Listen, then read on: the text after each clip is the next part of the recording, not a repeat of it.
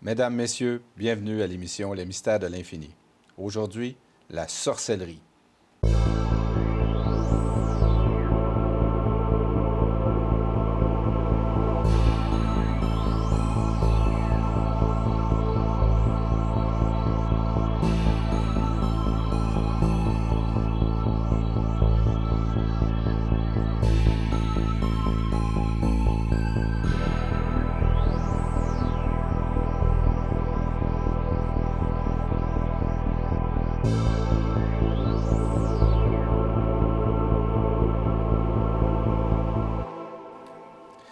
Alors, aujourd'hui, à l'émission Les Mystères de l'Infini, nous allons élaborer sur le sujet de la sorcellerie.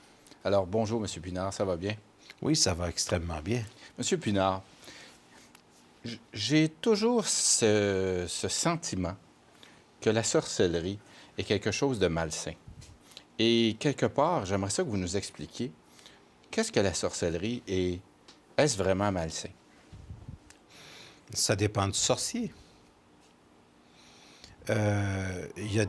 D'abord, premièrement, il y a des sorciers ce sont des rituels avec des phénomènes de la nature. Et dans le phénomène de la nature, c'est une relation avec la nature. La sorcellerie, c'est une relation avec la nature. Autrement dit, c'est savoir parler aux forces invisibles. Mais je vais aujourd'hui expliquer les forces qui sont en arrière de la sorcellerie.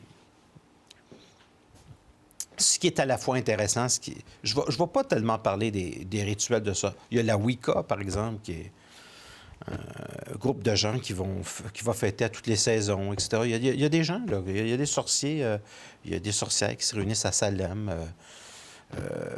C'est un phénomène qui est intéressant.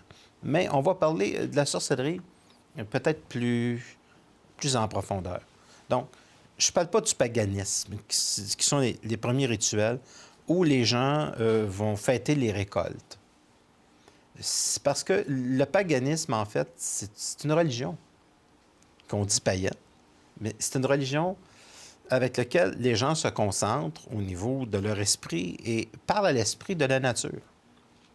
Donc, il y a un lien extrêmement puissant chez les Amérindiens, chez les Celtes, au niveau des rituels, du rapport avec l'invisible, qui permet d'établir une relation qui va se concrétiser, qui va se matérialiser.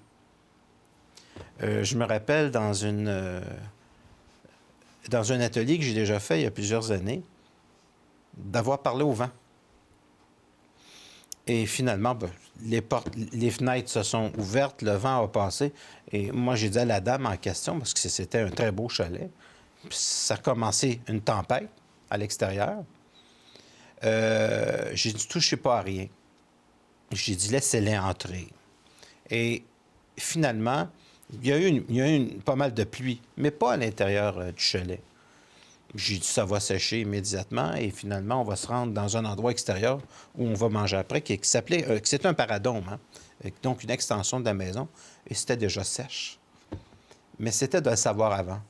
Donc, j'aime beaucoup parler avec les dieux de la Grèce antique. Parce que les divinités antiques sont toujours omniprésentes. Les divinités sont toujours là. Et on peut parler à ces divinités-là. Donc, l'esprit de la terre, Gaïa, l'esprit de la nature. Maintenant, on va parler d'un autre type de sorcellerie, qui est un petit peu plus vilain. En fait, qui fait partie de certains rituels de ce qu'on appelle la magie noire. Il faut comprendre qu'à venir jusqu'à maintenant, l'homme d'autrefois a maintenu un rapport avec son âme. Et le monde de l'âme appartient au monde de la mort. Donc, un enfant, avant de naître, a une âme. Et cette âme, elle possède déjà une mémoire, elle est déjà colorée. Évidemment, je connais des gens qui communiquent avec le monde de la mort. Puis c'est vraiment des gens qui ont beaucoup d'éducation. C'est des gens qui ont étudié beaucoup. Ce sont des gens là, issus d'universités, ce sont des grands penseurs. Et qui vont parler, par exemple, aux morts de leur famille, qu'ils vont appeler les ancêtres. Alors, évidemment, il faut comprendre que le monde de la mort, l'esprit de la mort est relié aussi avec des rituels concernant le sang et aussi certains sacrifices.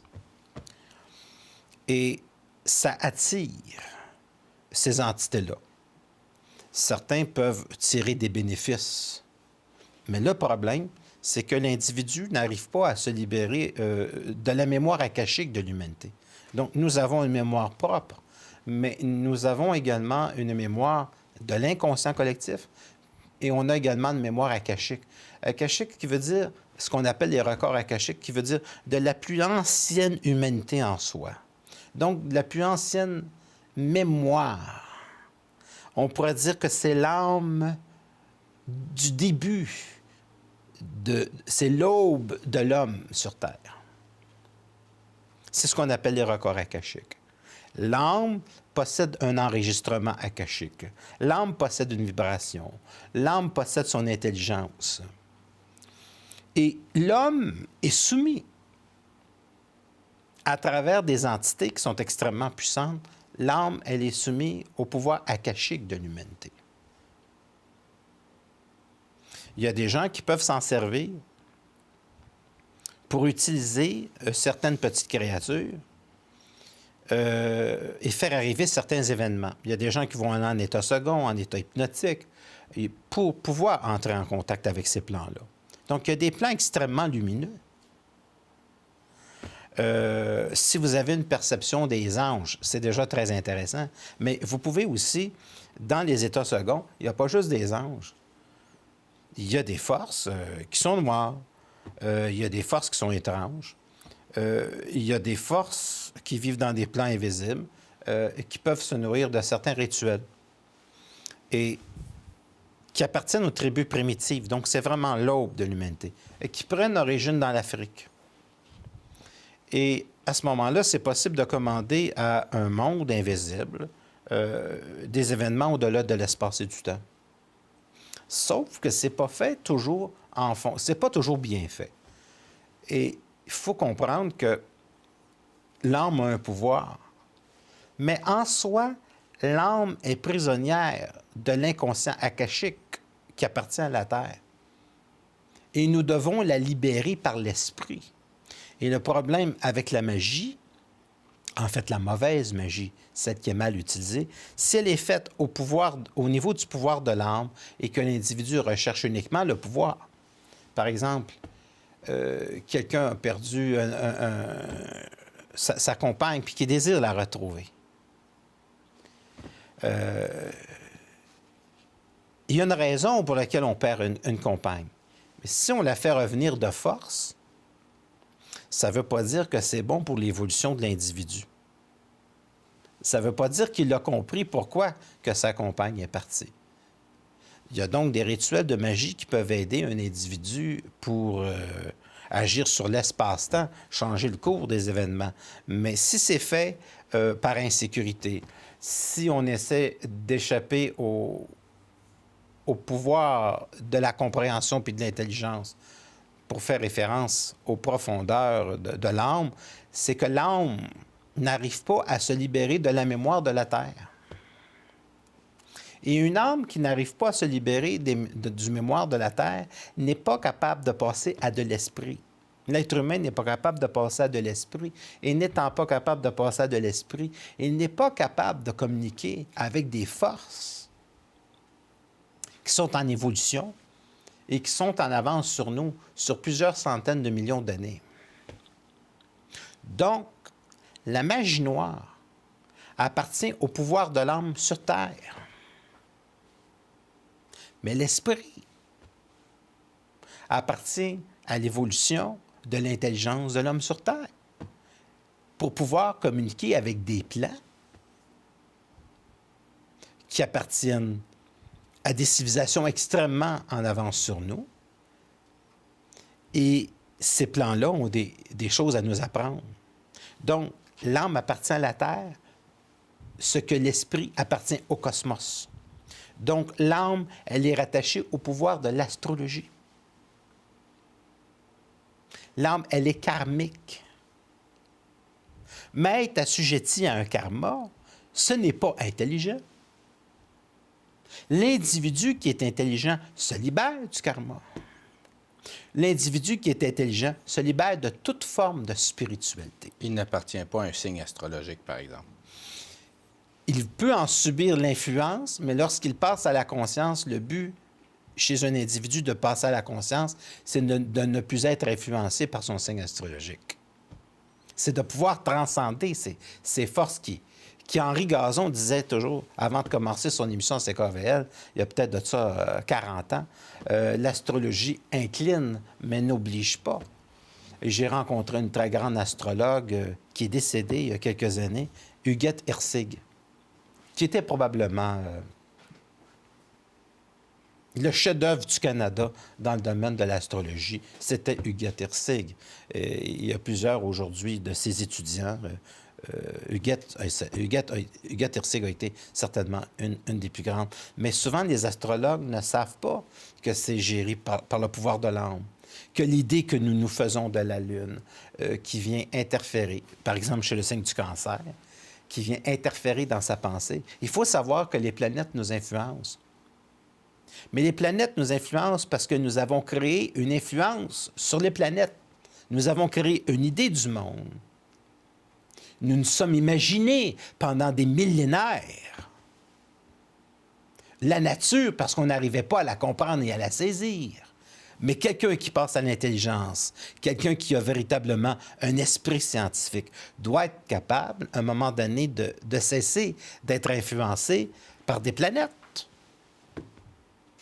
Il doit être capable de sortir de l'influence de sa civilisation. Il doit être capable de sortir de toute forme d'influence spirituelle. Parce que la spiritualité appartient à l'homme. Elle n'appartient pas à l'intelligence de l'homme. Et l'homme qui passe à l'intelligence devra mettre fin à toute forme de croyance spirituelle. Quand vous lisez, quand les gens lisent un journal pour voir l'astrologie, est-ce qu'on peut dire que l'astrologue en tant que tel fait une action de sorcellerie en l'écrivant? Il ne s'en rend pas compte. Il ne s'en rend pas compte, Non, mais c'est une action de sorcellerie quand même, de dire aux gens qui ont tel ou tel signe, aujourd'hui, vous allez avoir de la difficulté en amour, par exemple. En général, dans les journaux, on est surtout, les gens sont surtout positifs. Oui. Alors, il faut prendre ça avec beaucoup de légèreté dans les journaux. Je parle des gens vraiment qui font un thème astral. Là. Oui.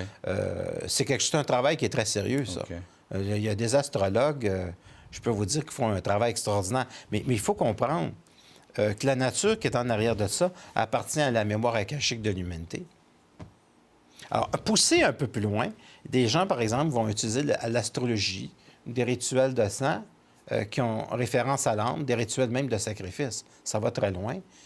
Pour faire arriver des événements, mais éviter peut-être des fois des souffrances par rapport à des choses qu'ils n'ont pas saisies dans leur vie.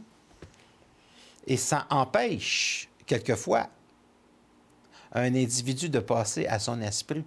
Donc, ça ne veut pas dire parce qu'un individu peut agencer une certaine liberté sur Terre, ça ne veut pas dire qu'il peut passer à une conscience qui le rend totalement libre. Donc, tout rituel chez l'homme qui n'est pas fait avec de la conscience appartient à de la sorcellerie. Alors maintenant, vous avez une idée. Il y a des pays vraiment extrêmement mal foutus. Moi, si je vais, par exemple, et c'était des exemples que je donne, je ne suis pas capable d'entrer dans aucune forme de spiritualité. Parce que ma pensée est libre. Et il y a à peu près 300 000 pensées religieuses différentes juste aux Indes. Et je ne suis pas capable d'entrer dans rien. Comprenez-vous? Donc, je n'appartiens pas, à quelque part, à la spiritualité. J'appartiens à l'être humain. Je suis humain, mais il y a une partie de moi qui est totalement libre de l'être humain. Donc, je regarde l'être humain un petit peu comme une diapositive, comme une photographie. Je n'appartiens pas à l'historicité humaine. Parce que lorsqu'on passe à un niveau de la conscience qui est différent, on coupe avec la mémoire akashique de l'humanité. On coupe avec l'âme. on coupe avec la mémoire de l'âme. On met fin au cycle de l'âme pour passer à l'esprit. Et le but n'est pas la réincarnation, le but, c'est la liberté. La Terre, dans le cosmos, c'est une planète qui est très intéressante. Mais fondamentalement, c'est une planète expérimentale. C'est une planète où l'homme souffre beaucoup parce qu'il vit beaucoup de l'âme et très peu de son esprit. Et lorsqu'un individu passe à de l'esprit, il passe à une intelligence qui est cosmique. Donc, s'il entre en contact avec des intelligences invisibles, ces intelligences n'auront pas la capacité de le dominer. Et ça va être la fin de toute forme de rituel. Un individu, s'il voit, je vais vous donner un autre exemple. Si un individu voit des extraterrestres et qui est très, très, très centrique, c'est-à-dire il habite la profondeur abyssale de sa sérénité, et qu'il voit des extraterrestres, il va se demander si les extraterrestres lui apportent quelque chose dans sa vie. Si les extraterrestres ne lui apportent pas quelque chose dans sa vie, il va mettre fin à l'intérêt qu'il porte à ça. Ça n'aura plus aucune importance, puis il va passer à de la créativité. Donc, il met fin à toute forme d'influence. Ça, c'est de l'esprit. Et s'il lui reste encore un peu d'influence, bien, il va les choisir. Être libre, c'est choisir ses influences. Donc, ultimement, un être conscient n'est plus assujetti à aucune forme de sorcellerie. Peu importe les personnes qui tentent de faire arriver des événements. Aucune forme de croyance, aucune forme de sorcellerie. Parce que la sorcellerie, c'est pour dire que c'est des croyances. Bon. Oui, mais il y a des gens qui font des rituels pour faire arriver des choses dans la vie de d'autres personnes. À partir du pouvoir de l'âme. Oui. Les pharaons l'ont fait. Et ça ne veut pas dire que ça va arriver. Oui, les pharaons l'ont fait parce qu'ils pouvaient sortir de leur corps, mourir et revenir. Et ce qui leur permettait de garder un pouvoir sur Terre pendant des millénaires. Et finalement, ça n'a pas empêché ces pays-là de se détériorer. À un moment donné, il faut que l'âme cesse de vouloir le pouvoir sur Terre. Il faut qu'elle se libère de la Terre pour aller sur d'autres planètes qui sont beaucoup plus intéressantes.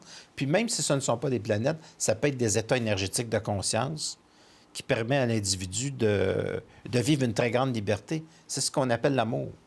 L'individu, à ce moment-là, il rentre dans une fusion de lumière avec laquelle il est bien.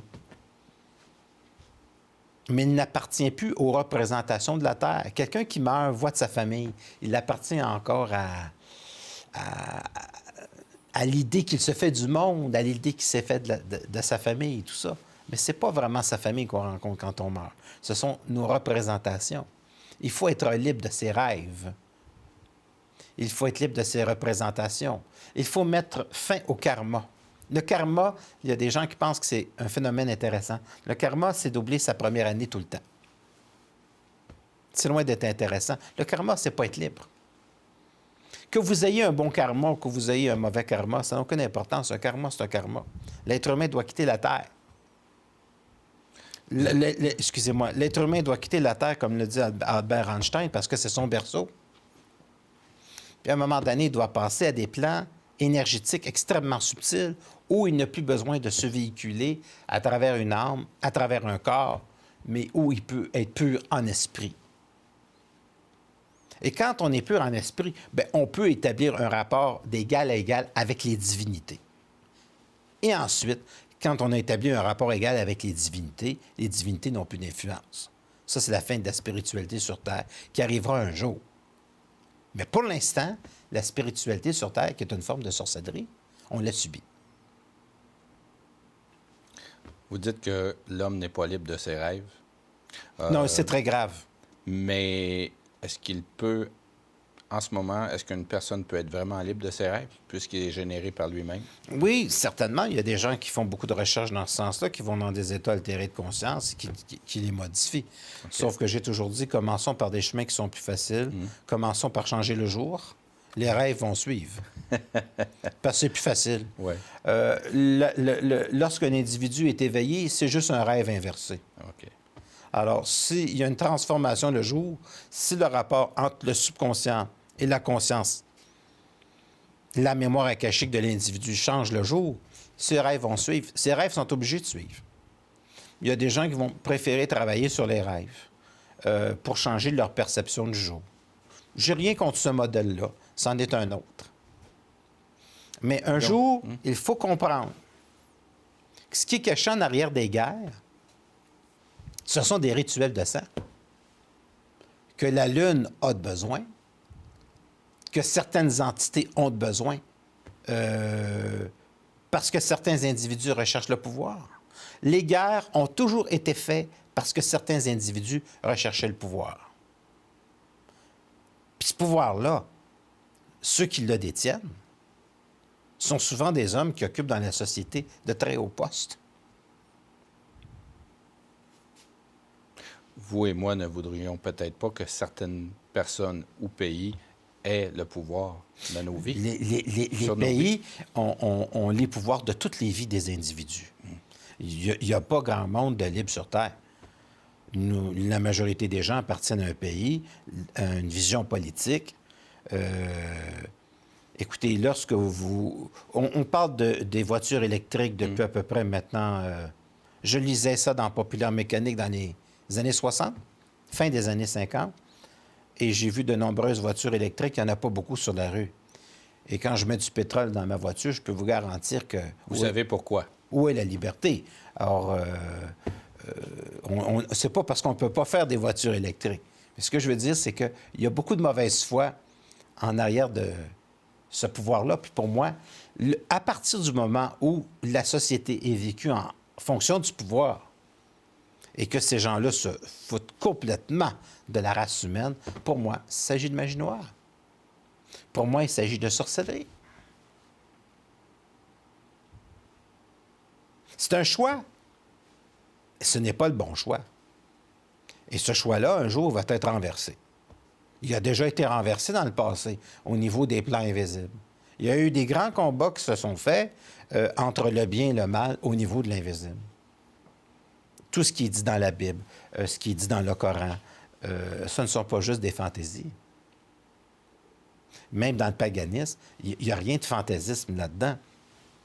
Vous savez que le paganisme, les rituels de magie, mais des magies au nom de la nature, la belle magie existait dans l'Angleterre jusqu'à il n'y a pas tellement longtemps, cohabitant avec le christianisme. La légende du roi Arthur commence dans le paganisme. C'est extraordinaire.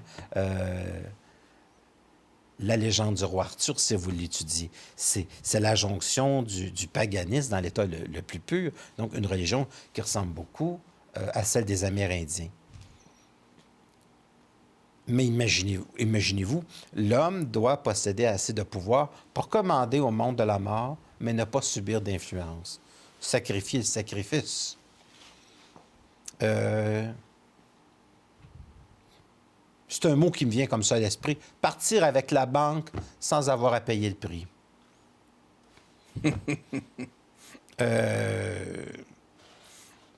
Gagner à la loterie sans billet. Gagnez vous-même. Et c'est encore plus payant.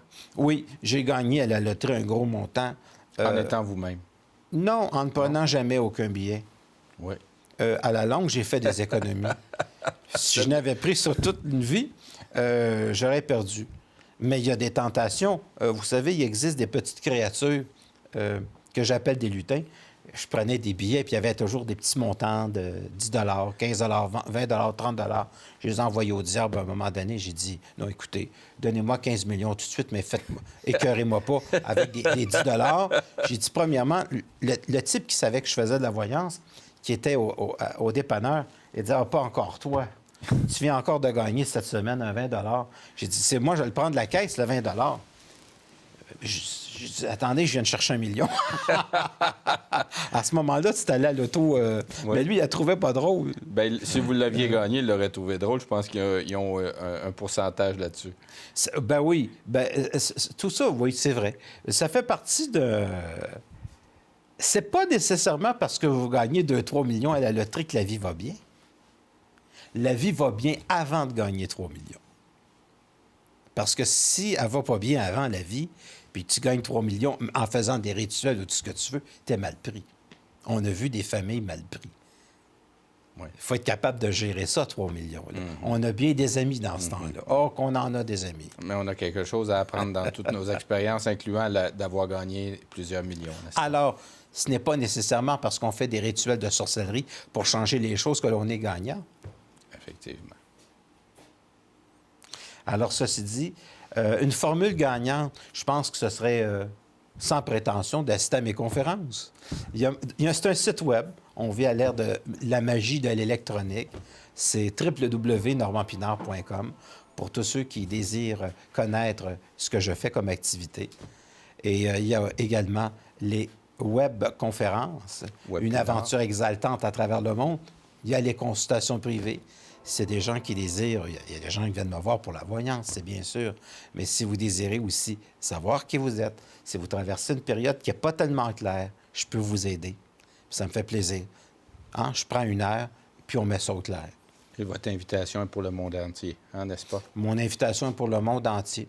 D'ailleurs, c'est la chance qu'on a avec Internet aujourd'hui, de pouvoir rejoindre, que vous puissiez rejoindre le monde entier. Oui, il y a des gens, je le dis en France, c'est pas un problème. Par téléphone, si j'ai une photographie récente, j'ai pas de problème avec la voyance, j'ai pas de problème dans la capacité de vous aider. Ça va me faire plaisir. Et lorsque vous faites des webconférences, vous faites des webconférences en direct avec le monde entier? Oui. Pour que les gens puissent vous rejoindre par des webconférences, écouter vos conférences en direct. Ils peuvent aussi poser des questions. C'est www.webpinard.tv. Oui. Alors, à ce moment-là, vous vous adressez aux gens en direct, n'est-ce pas? Oui. C'est le gros avantage. On peut voir les gens peuvent chatter, peuvent parler de toutes sortes de questions. La seule chose, c'est de ne pas parler de choses qui sont personnelles. Je comprends. Et de parler pour des questions qui peuvent intéresser tout le monde. Dans le fond, c'est un peu votre poste de TV personnel, d'où vous contrôlez complètement le contenu. Bon, j'ai eu peur que vous disiez contrôler le monde. Là, non, le contenu. Le contenu. Vous avez le contrôle sur le contenu. Oui.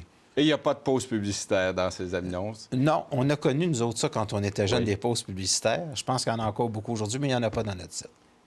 Alors, ce que je comprends, c'est que les gens peuvent aller vous voir n'importe quand.